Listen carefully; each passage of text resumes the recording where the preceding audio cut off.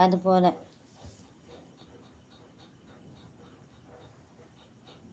ഞാനൊരു വിരൂപനാണെന്നോ എന്തുവാണ് ഇതിനെ പറയുന്നത്? സ്വന്തം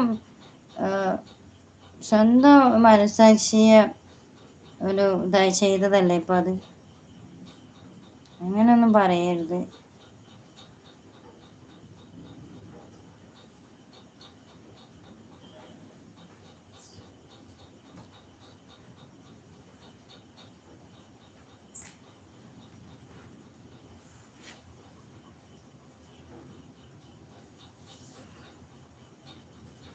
സൗന്ദര്യം മുഖത്തല്ലടാ, അതൊക്കെ മനസ്സിലാണ് ഉണ്ടാവുക. അങ്ങനെ വില കുറച്ച് നീ തന്നെ നിന്നെ കണ്ടാൽ പിന്നെ ആരാ നിന്നെ വില വെക്കുക?